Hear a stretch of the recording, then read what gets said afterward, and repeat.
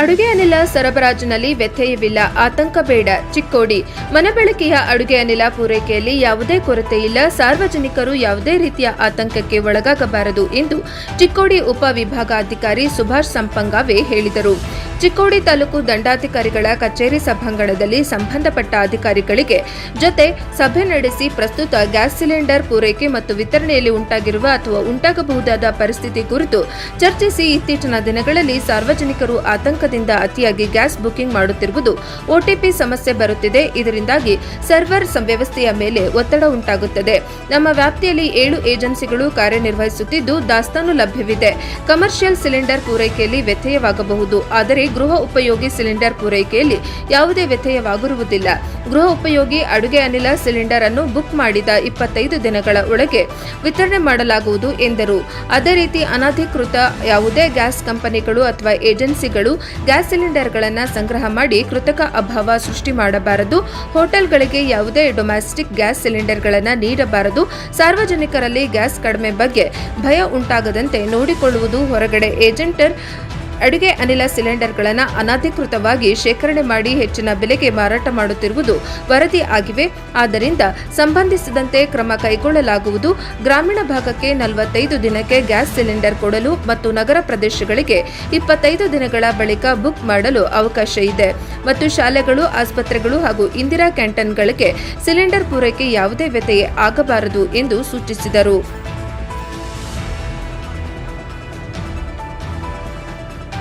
ಈಗಿನ ಪಟ್ಟಿಗೆ ಮಾತ್ರ ಈ ಒಂದು ವಾರದವರೆಗೂ ಯಾವುದೇ ರೀತಿಯಿಂದ ಸಿಲಿಂಡರ್ ವ್ಯತ್ಯಯ ಆಗುವುದಿಲ್ಲ ಅನ್ನೋ ಬಗ್ಗೆ ಅವರು ತಿಳುವಳಿಕೆ ನೀಡಿದ್ದಾರೆ.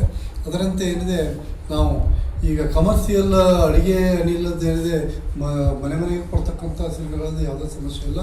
ಮತ್ತು ಖಾನಾವಳಿ ಹಾಗೂ ಹೋಟ್ಲ್ಗಳಿಗೆ ಅವ್ರು ಉಪಯೋಗ ಮಾಡುವಂಥ ಸಿಲಿಂಡರ್ಗಳಿದ್ದಾವೆ, ಅವು ಕಮರ್ಷಿಯಲ್ ಸಿಲಿಂಡರ್ಗಳಾಗ್ತಾ ಇದ್ದಾವೆ. ಕಮರ್ಷಿಯಲ್ ಸಿಲಿಂಡರ್ಗಳನ್ನು ಕೊಡುವಂಥ ವ್ಯವಸ್ಥೆ ಕೂಡ ನಾವು ಮಾಡ್ತಾಯಿದ್ದೀವಿ. ಸ್ವಲ್ಪ ಕಮರ್ಷಿಯಲ್ ಕೊಡುವಂಥ ಸಿಲಿಂಡರ್ಗಳು ಈ 2 ದಿನದ ಮಟ್ಟಿಗೆ ಕೊಡುವಂಥ ವ್ಯವಸ್ಥೆ ಇದೆ. ಇನ್ನು ಮುಂಬರೋ ದಿನಗಳಲ್ಲಿ ಸ್ವಲ್ಪ ಅದು ಕೊರತೆ ಉಂಟಾಗಬಹುದು ಅನ್ನೋ ಬಗ್ಗೆ ತಿಳಿಸಿದ್ದಾರೆ. ಮತ್ತು ಆ ಸಿಲಿಂಡರ್ಗಳದ್ದು ಬರುವಂಥ ವ್ಯವಸ್ಥೆ ಕೂಡ ನಾವು ಈಗ IOC ಮತ್ತು BPC ಮತ್ತು HPC ಅವರಿಗೆ ನಾವು ಮಾತಾಡಿ ಅವರಿಗೆ ಕಮರ್ಷಿಯಲ್ ಸಿಲಿಂಡರ್ ತರಿಸುವಂಥ ವ್ಯವಸ್ಥೆ ಕೂಡ ನಾವು ಮಾಡ್ತಾಯಿದ್ದೀವಿ. ಅಕಸ್ಮಾತಾಗಿ ಯಾರಾದರೂ ಅನಧಿಕೃತವಾಗಿ ಸಿಲಿಂಡರ್ಗಳನ್ನು ಸ್ಟಾಕ್ ಮಾಡ್ಕೊಂಡು ಇಟ್ಕೊಂಡಿದ್ದರೆ ಅವುಗಳನ್ನು ಪರಿಶೀಲನೆ ಮಾಡೋಕ್ಕೆ ನಾವು ಫುಡ್ ಇನ್ಸ್ಪೆಕ್ಟರ್ ಮತ್ತು ಪೊಲೀಸ್ ಅಧಿಕಾರಿಗಳು ಕೂಡ ನಾವು ನಿರ್ದೇಶನವನ್ನು ನೀಡಿದ್ದೀವಿ. ಒಬ್ಬರಿಗೆ ಸಿಲಿಂಡರ್ನ ಇವಾಗ 5 ದಿವಸ ಏನು ತೊಗೊಂಡಿದ್ರು ಅಂತಂದರೆ ಮತ್ತು ಅವ್ರ ಸಿಲಿಂಡರ್ಗೆ ಅವರು ಟಿಕೆಟ್ ರೈಸ್ ಮಾಡಿದರೆ ಅಂಥವ್ರಿಗೆ ಕೊಡುವಂಥ ವ್ಯವಸ್ಥೆನ ಬಂದ್ ಮಾಡಿದ್ದೀವಿ. ಒಬ್ಬರು ಸಿಲಿಂಡರ್ ತೊಗೊಂಡ್ರು ಅಂತಂದ್ರೆ ಮಿನಿಮಮ್ 25 ಡೇಸ್ ಅನ್ನೋದನ್ನು ಸಿಟಿ ಒಳಗೆ ಕೊಟ್ಟರೆ ಮಾತ್ರ ಅದನ್ನು ನೆಕ್ಸ್ಟ್ ಸಿಲಿಂಡರ್ ಕೊಡುವಂಥ ಅದಕ್ಕೆ ನಾವು ತಿಳಿಸಿದ್ವಿ. ಮತ್ತು ಸಿಲಿಂಡರ್ಗಳೆಲ್ಲ ಏನಿದೆ ಟಿಕೆಟ್ ರೈಸ್ ಮಾಡಿದ ಮೇಲೆ ಅವರಿಗೆ OTP ಬರ್ತಾಯಿತ್ತು. OTP ಬರೋದ್ರಲ್ಲಿ ಸ್ವಲ್ಪ ವ್ಯತ್ಯಯ ಆಗ್ತಾಯಿದೆ. ಆದ ಕಾರಣಕ್ಕಾಗಿ ಸಾಫ್ಟ್ವೇರ್ ಸ್ವಲ್ಪ ಪ್ರಾಬ್ಲಮ್ ಆಗಿದೆ. ನಿನ್ನೆ ಮತ್ತು ಇವತ್ತು ಮಾತ್ರ ಆಗಿದೆ. ಅದು ಈ ಮಧ್ಯಾಹ್ನ ಮೇಲೆ ಅದು ಕರೆಕ್ಟ್ ಆಗ್ತದೆ ಅಂತೇಳಿ ಅದನ್ನು ಕೂಡ ನಮಗೆ ತಂದಿದ್ದಾರೆ. ಅದನ್ನು ಕೂಡ ನಾವು IOC ಜೊತೆ ಮಾತಾಡಿ ಸಾಫ್ಟ್ವೇರ್ದಲ್ಲಿ ಯಾವುದೇ ರೀತಿ ವ್ಯತ್ಯಯ ಆಗದಂಗೆ ನೋಡ್ಕೊತಾ ಇದ್ದೀವಿ. ಒಟ್ಟಿನಲ್ಲಿ ಸಾರ್ವಜನಿಕರಿಗೆ ಯಾವುದೇ ರೀತಿ ಸಿಲಿಂಡರ್ ಬಗ್ಗೆ ಕೊರತೆ ಆಗಲಾರದಂತೆ ನಮ್ಮ ತಾಲೂಕು ಆಡಳಿತ ಎಚ್ಚರಿಕೆಯನ್ನು ವಹಿಸಿಕೊಂಡಿದೆ. ಮತ್ತು ಯಾರಾದರೂ ಅನಧಿಕೃತ ಸಿಲಿಂಡರ್ಗಳನ್ನು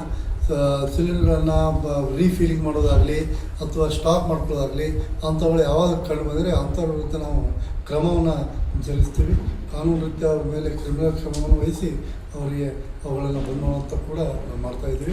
ಅದಲ್ಲದೆ ಕೆಲವು ಗ್ರಾಮದಲ್ಲಿ ಏನಿದೆ 100 ಸಿಲಿಂಡರ್ಗಳನ್ನು ಅವರು ಸ್ಟಾಕ್ ಮಾಡ್ಕೊಳ್ಳುವಂತಹ ವ್ಯವಸ್ಥೆ ಕೂಡ ಇತ್ತು. ಅದನ್ನು ಕೂಡ ನಾನೀಗ ಬೇಡ, ಗ್ರಾಮೀಣ ಪ್ರದೇಶದಲ್ಲಿ ಏನಿದೆ 50 ಸಿಲಿಂಡರ್ಗಳನ್ನು ಮಾತ್ರ ಸ್ಟಾಕ್ ಮಾಡ್ಕೊಳ್ಳಿ, ಉಳಿದ ಸಿಲಿಂಡರ್ಗಳು ನಮ್ಮಲ್ಲೇ ಇರಲಿ ಅನ್ನೋ ಬಗ್ಗೆ ಕೂಡ ನಾವು ಅದನ್ನು ಏಜೆನ್ಸಿಯವರಿಗೆ ಹೇಳಿದ್ವಿ. ಇದಲ್ಲದೆ ಇನ್ನಿತರ ತೊಂದರೆಗಳು ಏನಾದರೂ ಇದ್ದರೂ ಸಹಿತ ಅದರ ಬಗ್ಗೆ ನಾವು ಮಾತಾಡೋದು ಹೇಳಿದ್ವಿ. ಸಿಲಿಂಡರ್ಗಳ ಜನರಿಗೆ ಕೊಡುವಾಗ ಅತ್ಯಂತ ಸುವ್ಯವಸ್ಥಿತವಾಗಿ ಅವರಿಗೆ ಕೊಡಿ ಅಂತ ಅದನ್ನು ಕೂಡ ಹೇಳಿದ್ವಿ. ಬೇಕಾಬಿಟ್ಟಿ ಕೊಡೋದನ್ನು ಬಂದ್ ಮಾಡಿಸಿದ್ವಿ ಈಗ. ಅದಲ್ಲದೆ ಈಗ ಪೆಟ್ರೋಲ್ ಮತ್ತು ಡೀಸೆಲ್ ಬಂಕ್ಗಳು ಸಹಿತ ನಾವು ಮುಂಬರುವ ದಿನಗಳಲ್ಲಿ ಏನಾದರೂ ಅದು ಸ್ಟಾಕ್ ಕಡಿಮೆ ಆಗುತ್ತೋ ಹೇಗೆ ಮತ್ತು ಸ್ಟಾಕ್ ಬರುತ್ತೋ ಇಲ್ಲ ಅನ್ನೋ ಬಗ್ಗೆ ನಾವು ಅದನ್ನು ಕೂಡ ನಾವು ನಮ್ಮ ಫುಡ್ ಇನ್ಸ್ಪೆಕ್ಟರ್ ಚೆಕ್ ಮಾಡ್ಕೊಂಬರೋಕೆ ಹೇಳಿದ್ವಿ. ಅಲ್ಲಿರ್ತಕ್ಕಂಥ ಸ್ಟಾಕನ್ನು ಮತ್ತು ಮುಂಬರ್ತಕ್ಕಂಥ ಸ್ಟಾಕ್ ಕೊಡೋದ್ರ ಬಗ್ಗೆ ನಾವು ಪರಿಶೀಲನೆ ಮಾಡಿ ಅದಕ್ಕೂ ಕೂಡ ನಾವು ಕ್ರಮ ಒದಗಿಸಿ ವಿನಾಕಾರಣವಾಗಿ ಓಡಾಡ್ತಿರುವ ವಾಹನಗಳನ್ನು ಸಹಿತ ಬಂದ್ ಮಾಡುವಂಥ ವ್ಯವಸ್ಥೆಯನ್ನು ಕೂಡ ನಾವು ಈಗಾಗಲೇ ಪೊಲೀಸರಿಗೆ ಮತ್ತು RTOರಿಗೆ ಹೇಳಿದ್ದೀವಿ. ಅದಕ್ಕೆ ಏನೇ ಆದರೂ ಸಹಿತ ಈಗ ನಮ್ಮಲ್ಲಿ ಸಿಲಿಂಡರ್ಗಳನ್ನು ಹೋಟೆಲ್ಗಳಿಗೆ ಡೊಮೆಸ್ಟಿಕ್ ಸಿಲಿಂಡರ್ಗಳನ್ನು ಮಾತ್ರ ಅವರು ಉಪಯೋಗ ಮಾಡಬೇಕು ಮತ್ತು ಡೊಮೆಸ್ಟಿಕ್ ಸಿಲಿಂಡರ್ಗಳಲ್ಲಿ ಕಮರ್ಷಿಯಲ್ ಸಿಲಿಂಡರ್ಗಳನ್ನು ಮಾತ್ರ ಉಪಯೋಗ ಮಾಡಬೇಕಾಗ್ತದೆ.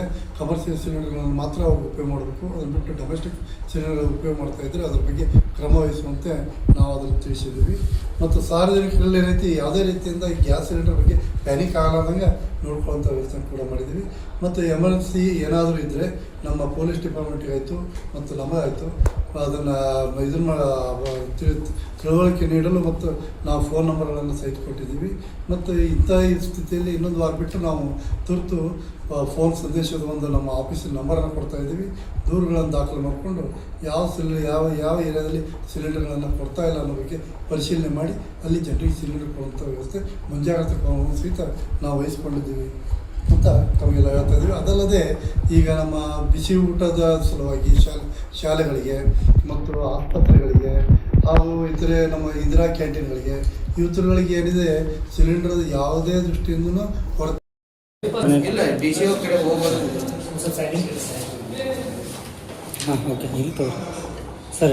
ಇವತ್ತಿನ ದಿವಸ ಗಣಾಂತರ ಕರ್ನಾಟಕ ಸರ್ಕಾರ ಇವರು ನೀಡಿದಂಥ ಸುತ್ತೋಲೆ ಅನುಗುಣವಾಗಿ ಚಿಕ್ಕೋಡಿ ತಾಲೂಕಿನಲ್ಲಿ ಬರ್ತಕ್ಕಂತಹ ಗ್ರಾಹಕರಿಗೆ LPG ಪೂರೈಕೆಯಲ್ಲಿ ವ್ಯತ್ಯಯ ಉಂಟಾಗುತ್ತಿರುವ ಬಗ್ಗೆ ಮತ್ತು ಗ್ರಾಹಕರಿಗೆ ಅಡುಗೆ ಅನಿಲ ಸಿಲಿಂಡರ್ಗಳನ್ನು ಪೂರೈಸುವ ಬಗ್ಗೆ ನಾವು ಸಭೆಯನ್ನು ಕರೆಯಲಾಗಿದ್ದು, ಸಭೆಗೆ ಆಗಮಿಸಿರುವಂತಹ ಒಟ್ಟು ನಮ್ಮ ಚಿಕ್ಕೋಡಿ ತಾಲೂಕಿನಲ್ಲಿ 7 ಏಜೆನ್ಸಿಗಳಿದ್ದಾವೆ. 7 ಏಜೆನ್ಸಿಗಳಲ್ಲಿ IOC Indian oil corporation, Bharat petroleum corporation ಮತ್ತು ಹಿಂದೂಸ್ತಾನ್ ಪೆಟ್ರೋಲಿಯಂ ಕಾರ್ಪೊರೇಷನ್ದವರು ನಮಗೆ ಸಿಲಿಂಡರ್ಗಳನ್ನು ಪೂರೈಕೆ ಮಾಡ್ತಾಯಿದ್ದಾರೆ ಅನ್ನೋ ಬಗ್ಗೆ ತಿಳಿಸಿದ್ದಾರೆ. ಅದಕ್ಕೆ ಸಂಬಂಧಪಟ್ಟಂಥ ಎಲ್ಲ ಮಾಲೀಕರನ್ನು ನಾವು ಇವತ್ತು ಸಿಲಿಂಡರ್ಗಳನ್ನು ಪೂರೈಕೆ ಮಾಡುವಂಥ ಎಲ್ಲ ಮಾಲೀಕರನ್ನ ಕರೆದು ಇವತ್ತು ನಾವು ಮಾತಾಡಿದ್ದೀವಿ. ಸಭೆಯಲ್ಲಿ ಅವರಿಗೆ ಏನಿದೆ ನಾವು ಕೇಳಿದಾಗ ಡೊಮೆಸ್ಟಿಕ್ ಅಂತಕ್ಕಂಥ ಅಡುಗೆ ಅನಿಲ ಮನೆಗೆ ಏನು ಉಪಯೋಗ ಮಾಡ್ತಾರೆ, ಮನೆ ಅಡುಗೆ ಮಾಡುವುದು 1,02,437 ಸಿಲಿಂಡರ್ಗಳನ್ನು ಈಗಾಗಲೇ ಪ್ರೊವೈಡ್ ಮಾಡ್ತಾಯಿದ್ದಾರೆ. ಅದರಂತೆ ಕಮರ್ಷಿಯಲ್ ಇರ್ತಕ್ಕಂಥ 835 ಸಿಲಿಂಡರ್ಗಳನ್ನು ಅವರು ಕೊಡ್ತಾ ಇದ್ದಾರೆ. ಅಷ್ಟು ಗ್ರಾಹಕರಿದ್ದಾರೆ ಅನ್ನೋ ಬಗ್ಗೆ ತಿಳಿಸಿದ್ದಾರೆ. ಅದಕ್ಕೆ ಅನುಗುಣವಾಗಿ ಸಿಲಿಂಡರ್ಗಳಲ್ಲಿ ಪೂರೈಕೆಯಲ್ಲಿ ಯಾವುದೇ ರೀತಿ ವ್ಯತ್ಯಯ ಆಗಬಾರ್ದು ಅನ್ನೋ ಬಗ್ಗೆ ನಾವು ಅವ್ರಿಗೆ ತಿಳುವಳಿಕೆ ನೀಡಿದ್ವಿ. ಇನ್ ಕೇಸ್ ಆಫ್ ಅಲ್ಲಿ ವ್ಯತ್ಯಯ ಆಗ್ತಾ ಇದ್ದರೆ ನಾವು ಅಲ್ಲಿ ಜನಗಳಿಗೆ ಕೂಡಿ ಸುಮ್ಮನೆ ಪ್ಯಾನಿಕ್ ಆಗಿ ಸಿಲಿಂಡರ್ ಕೊಡ್ತಾ ಇಲ್ಲ ಮಾಡ್ತಾ ಇಲ್ಲ ಅನ್ನೋ ಬಗ್ಗೆ ತಿಳ್ಕೊಳ್ಳೋಕ್ಕೆ ನಮ್ಮ ಪೊಲೀಸರು ಸಹಿತ ನಾವು ವ್ಯವಸ್ಥೆ ಮಾಡಿದ್ದೀವಿ. ಮತ್ತು ಸ್ಟಾಕ್ ಇರ್ತಕ್ಕಂಥ ಸ್ಟಾಕನ್ನು ಹೊರಗಡೆ ಎಕ್ಸಿಬಿಟ್ ಮಾಡೋ ಸಲುವಾಗಿ ಸಹಿತ ನಾವು ಸಿಲಿಂಡರ್ ಸ್ಟಾಕಿನ ಬಗ್ಗೆ ತಿಳಿಸಿದ್ದೀವಿ. ಸಿಲಿಂಡರ್ಗಳನ್ನು ಜನರಿಗೆ ಏನಿದೆ ರೂರಲ್ನಲ್ಲಿ 45 ದಿವಸಕ್ಕೆ 1 ಸಿಲಿಂಡರ್ ಕೊಡಿ, ಆಮೇಲೆ 25 ದಿನಕ್ಕೆ ಏನಿದೆ ನಾವು ನಗರದಲ್ಲಿ ಪ್ರದೇಶದಲ್ಲಿರ್ತಕ್ಕಂಥ ಜನರಿಗೆ ಸಿಲಿಂಡರ್ ಕೊಡುವಂಥ ವ್ಯವಸ್ಥೆ ಕೂಡ ನಾವು ಅವರಿಗೆ ಮಾರ್ಗದರ್ಶನ ಮಾಡಿದ್ದೀವಿ. ಮತ್ತು ಸ್ಟಾಕ್ ಬರ್ತಕ್ಕಂಥದ್ದು ಏನಿದೆ ಒಂದು ಸ್ಪ್ರೆಡ್ಶೀಟನ್ನು ಮಾಡಿದ್ದೀವಿ. ಏಜೆನ್ಸಿ ಅವ್ರಿಗೆ ಹೇಳಿದ್ದೀನಿ, ಆ ಪ್ರಕಾರ ಏಜೆನ್ಸಿ ಅವರು ಕಾಯ್ದಿರಿಸಿ ಅವುಗಳ ಪೂರೈಕೆ ಮಾಡುವಂಥ ವ್ಯವಸ್ಥೆ ಕೂಡ ಮಾಡಿದ್ದೀವಿ. Thank you.